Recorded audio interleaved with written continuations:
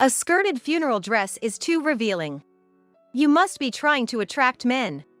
I've had enough of my husband's biased thoughts. Divorce? Bring it on. I'm leaving this house. My name is Kate. I'm a 40-year-old huge chocolate lover who ends up eating almost all of a family-sized chocolate bar by myself before I know it. I remember always fighting with my sister over it. Looking back, I wasn't a very mature older sister. But I know adults who are much less mature than I was. I was 25 years old back then. I had just married my husband, Kevin, who worked in a bank. We started dating through a friend's introduction and got married in about 6 months. Everyone was envious of my life that was going so well, but after getting married, my once kind husband started to change gradually. Welcome home, you must be tired. What about dinner? It's ready. You should take a bath and relax. Every time my husband came home from work, we would have this exchange. Of course, I would greet him at the entrance, and if dinner wasn't ready, he would be grumpy. So, I always came home from work before my husband, prepared dinner, and cleaned the bathtub. I won't say it wasn't a bother, but thanks to my husband's high salary, we were able to live in a detached house and live a married life that others envied. I didn't mind the minor whims of my husband, thinking that every household goes through such things. However, my husband's attitude got worse and worse. Even after getting married, I often visited my parents' house when I was off work. It was to see my 14-year-old sister, who was much younger than me. In our family where both parents worked, I think I raised my sister for the most part. It's not that I was dumped on by my parents, but I simply couldn't take my eyes off her because she was so dear to me. Because my sister was very frail. She had her good days, but she was also frequently hospitalized, and there were times when we were told that tonight was a critical time. She could be gone tomorrow. When I thought about that, it was inevitable that I would have a deeper love for her than a normal sister. That's why, even after I got married, I went to see my sister when she was off school. But my husband didn't like this. Which is more important, me or your sister? When a woman gets married, she should serve her husband's family. My mother didn't do anything like that. You're a failure as a wife. My husband started to express his theory and often preached to me for nearly an hour. At that time, none of my friends were married. So when I talked to my senior at work about my husband, she said, "It's your fault. When you get married, you have to serve your husband." I thought that was how it was. Looking back now, I realize I was ignorant. But even so, not seeing my sister was not an option for me.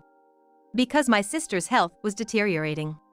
She was hospitalized again and was allowed to visit only for a short time in a sterile room. Rushing to visit when possible is a natural thing to do as a family. I sometimes took a day off from work to go, and I started going to the hospital even on days when my husband was off. But of course, my husband vehemently opposed this. One day, he suddenly invited his mother, my mother-in-law, to our home, and in her presence, he confronted me. "What on earth are you thinking?" What? I take care of our home properly. What's wrong with that? Really, you're a hopeless woman. Even after I've told you countless times not to wear skirts, you still wear them. It's hard to look at a married woman in a skirt. What's wrong with wearing the clothes I like? And this is a dress that my sister chose for me. I can't just give up on it. There you go again. Whenever something happens, it's always about your sister Kate. The one you should care the most about is me. Who do you think provides for you? Hey, I have a job too. There's no reason for you to say you're the one providing. This is going nowhere. Listen, I've contacted your workplace and told them you're quitting. You should be grateful. From now on, you're going to focus on the house. What are you talking about? What are you doing without asking me? I'm not listening to you. From today, you're going to live with my mom. You can learn from her what it means to be a wife. I don't understand what you're saying, you're acting crazy. Shut up. The enraged husband smashed a glass on the floor. He didn't stop there. In his fury, he began to throw things around indiscriminately. Needless to say, seeing the shattered glass made me truly afraid of my husband for the first time. Regret washed over me, wondering how I had ended up marrying such a man. Later, I called my company to cancel my resignation, but they told me not to cause trouble. Apparently, my husband had demanded my resignation in a way that was borderline abusive. So I lost my job and ended up staying at home as my husband wished. When I reported that I had quit my job as he wanted, my husband cheerfully apologized, saying things like I might have gone a bit too far, but there was no way I could believe his smile after seeing his true nature. The next day, my husband suddenly brought home a bunch of his work colleagues. He proudly announced, "I thought I'd show off my beautiful wife," and even his subordinates and colleagues chimed in, complimenting my looks. To top it off, he unilaterally announced, "My wife is an excellent cook. Please try her food before you leave." Wait, this is too sudden. We don't have enough food for everyone. It's okay, something simple will do. I don't want you to overwork yourself. I can go shopping if need be. Hearing this, one of his female coworkers exclaimed, "Your husband really loves you." I'm jealous. No, this man just has a good public face. If he truly cared about his wife, he wouldn't bring home a bunch of colleagues as if forgetting about our huge fight the day before. Filled with resentment, I began preparing the meal with my mother-in-law. After about 3 hours of eating and drinking, his colleagues left our home. "Ha, you! What?" My voice instinctively rose at my husband's disgruntled demeanor. I was anxious, wondering what would happen if he threw a tantrum like he did the day before. "Can't you be a little more cheerful? It looks like I'm not able to educate my wife properly." I didn't remember doing anything to deserve his criticism, but I couldn't talk back. I was scared. "I'm sorry." Even a child can apologize. "Mom, give her a score for today." He turned to his mother for support. "Well, she's not doing a good job supporting her husband, is she? I can't give her any score." "Ha! That's my mom, she knows what's going on. She can't even score you, how hilarious is that?" Laughing uproariously, my husband lightly tapped me. "Also, about the meal, I tasted a bit, but wasn't it not to Kevin's liking?" "That's right, Mom. Keep it coming." "What about her clothes? There were men among the colleagues, but she's showing off her skin. What do you think? As a woman, it's indecent to show off your collarbone. She should cover it with a scarf or turtleneck." Whose fault is it that the colleagues suddenly invaded this house, and I had to cook without even having time to change my clothes? It's Kevin's. I didn't understand why I had to be belittled so unilaterally. She really is something, isn't she? Despite me educating her day in and day out, nothing sticks. I bet she's just not very bright. No doubt about it. In the end, that day, I ended up enduring a lecture for nearly 2 hours. By the time I finally managed to get a bath and was about to sleep, it was already nearing dawn at 4 a.m. Having to prepare my husband's lunchbox, I decided to give up on sleep that day. Even after that, my husband's attempts to educate his wife continued as I kept visiting my younger sister. After about a month and a half, I received news of my sister's passing. I wished it was a lie, and the first words I returned to my mother, who announced the sad news, were, "It's a lie, right?" I had been told over and over that her condition was critical, and I had even had my last visit with her. I thought I was prepared, but my heart couldn't catch up. She was just 14 years old. I wondered whether my sister, who had fought through painful treatments and repeated hospitalizations, had truly been happy in her life. As her older sister, had I been able to provide her with joy? However, the last expression I saw on my sister's face at the hospital was a smile. It seemed she hadn't suffered. "You fought hard, and you did well. Thank you for everything." With tears streaming down my face, I hugged my sister and said my final goodbye. The funeral were over in the blink of an eye, and I realized that I hadn't been home for several days. I informed my husband of my sister's passing, but as expected, he didn't attend the funeral. Far from it, he said something like, "You should prioritize me over the dead." So, not wanting to hear such vile words at such a time, I ignored him and hung up the phone. When everything was over and I returned home with a heavy heart, my husband and mother-in-law were waiting for me at the entrance, standing like imposing statues. "You're quite late, aren't you?" "A family member has died. It's not like I could come back in 2 or 3 hours." "How can you tell such a lie so easily?" "What? What, are you in your rebellious phase? Always lying and opposing me. Whose wife are you?" "Wait a minute, my sister died. It's not a lie." "Huh, I wonder. Even if you show me you in a skirted suit, you haven't welcomed me home from work for days." That's impossible, of course. Impossible? Why? If you love your husband, you should be able to do it. As a wife, welcome your husband home, you incompetent wife. Don't tell me you're having an affair? What? No matter how many times I tell you, you show your skin, and the other day you were giving my colleague suggestive looks. You just like men, don't you? What a shameful woman. What the hell, Just as I was about to retort out of anger, forgetting my fear of my husband, it happened. Divorce, huh? That's fine, a woman as frivolous as Kate doesn't suit Kevin, right? Mom, no, divorce is a bit. I understand, I'll divorce. I immediately jumped on my mother-in-law's words suggesting divorce. My husband mumbled and kept saying to stop the divorce, but I had no intention of listening. If I didn't take this chance to divorce my husband, I was scared that he would become violent again. I was certain that now was the time. So, I quickly packed my belongings and left the house. Until the end, my husband kept saying things like, "If you apologize, I'll forgive you," but I ignored him, thinking he must be out of his mind. Still persistent, in the end, he grabbed my arm strongly and said, "Wait," so I hit his face hard with my bag and ran away. From there, I headed straight for a certain place. A room in an apartment that had been prepared just in case something like this happened. The moment I entered the room, I received a call from my mother-in-law on my cell phone. Hello. Kate? Did you arrive safely? Yes. I'm fine. I'm in a taxi, so Kevin won't find out. That's good. Hire a lawyer and proceed with the divorce quickly. Yes, I'm looking forward to living together.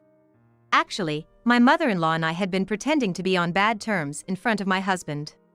This started the day my husband brought a colleague home.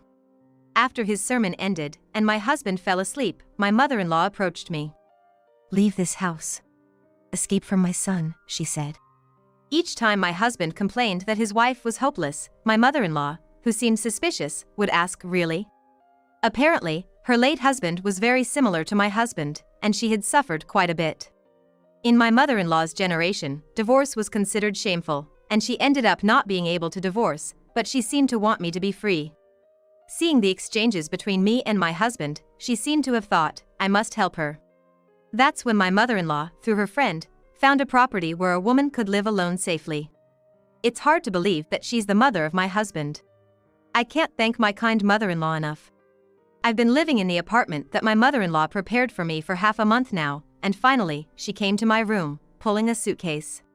Welcome. Looking forward to it from now on. Since living with us, my mother-in-law found out that her own son had become like that. Up until then, he seemed like a good boy, just the ordinary face he showed to his colleagues. My mother-in-law blamed herself, thinking that he became this way after getting married because of his genes from his father or scenes he saw when he was young. For me, even if what happened in his childhood was the cause, I believe the real problem lies with a grown man's inability to control his own emotions.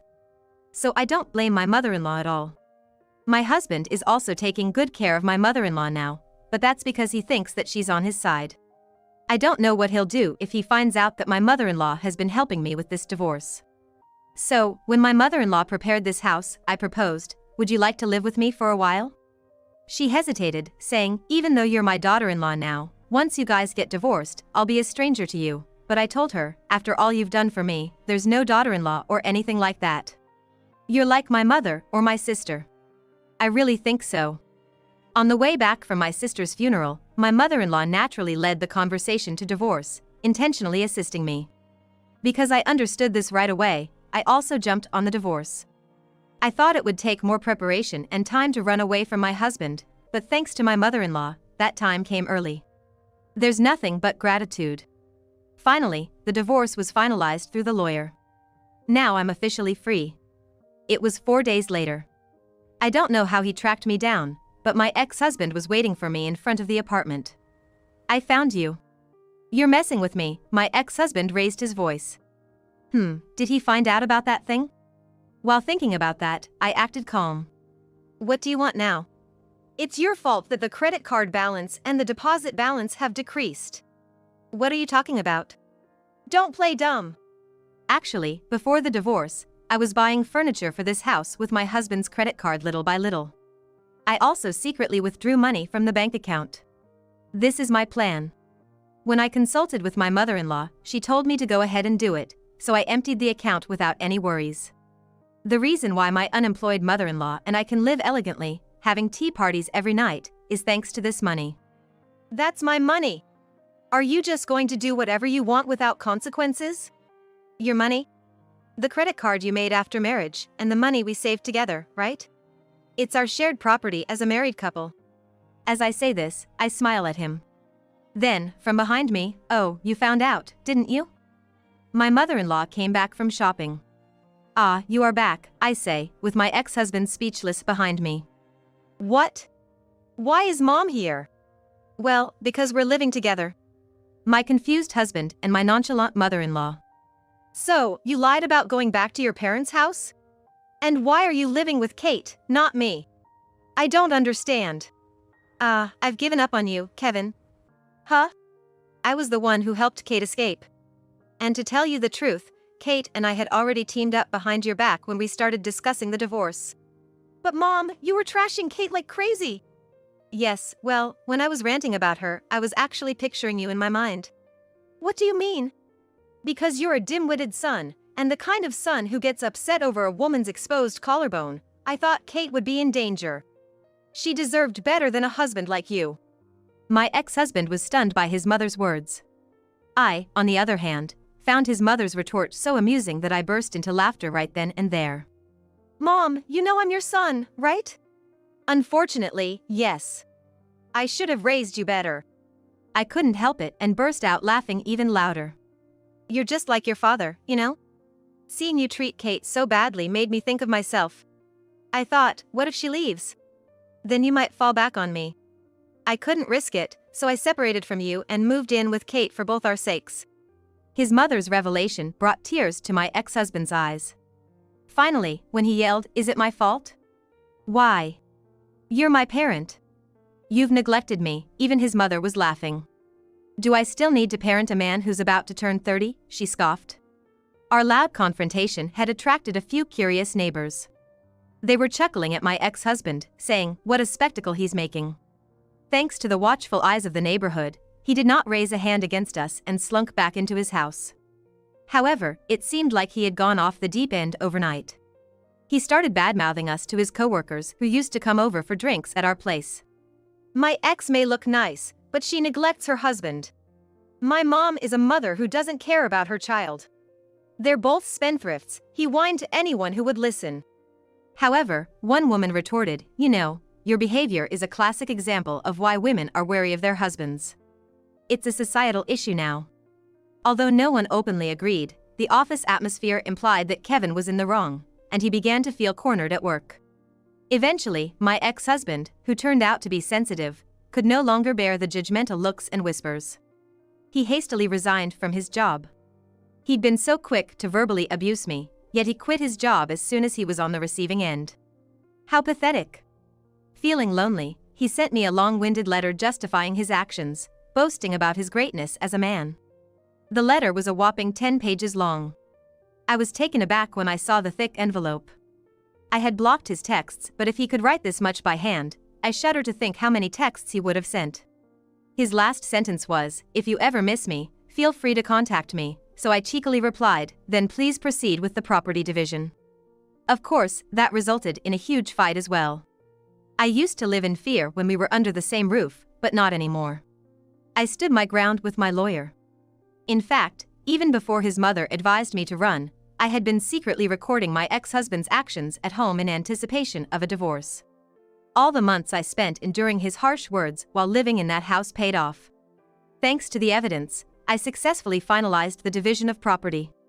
Afterwards, I ended my cohabitation with my ex-mother-in-law when I found a new job. Even though it was still a reasonable commute, she got herself a boyfriend. The person who introduced us to the apartment turned out to be him. She left holding hands with her boyfriend, saying, "Come visit us once we're settled." I must say, my ex-mother-in-law really surprised me. She's a wonderful woman, so I can understand why she's popular, no matter her age. As for me, I had spent my prime years focusing on work due to the career change, thinking I had missed the boat for remarriage. However, I started attending frequent online drinking with my colleagues. Thanks to this, I had more chances to casually exchange contact information with people I usually didn't talk to, including a director from another department who showed interest in me. At first, I kept my distance since we worked at the same company, but as we started having private online conversations about things we couldn't discuss at work, we grew closer and began dating. The department head, who hasn't been in a relationship for many years since his last girlfriend dumped him due to his overcommitment to work, treated me very carefully, saying, "I don't want to make the same mistake again." And, happily, we've decided to get married next year. He is getting married for the first time, so I was worried whether his parents would dislike me, who has been divorced once, but I am relieved to see my relaxed in-laws saying, "Thank you for taking our son." When I told my former mother-in-law about the remarriage, she was very happy. Oh, and speaking of my ex-husband, he apparently got a job at a different bank and remarried, but given his personality, it seems like he got divorced again. He is now divorced 3 times. He works at a bank and has a good initial demeanor, and because he blames his previous divorces on his wives, it seems that women get caught. Even when my ex-mother-in-law tells women about my ex-husband's true nature at a marriage greeting, it seems that my ex-husband skillfully manipulates them. Well, once you reach 3 divorces, you'll probably be avoided by women, but I hope there won't be any more victims. I think he won't have a good end because he's probably hated by many women. Well, it's none of my business anymore.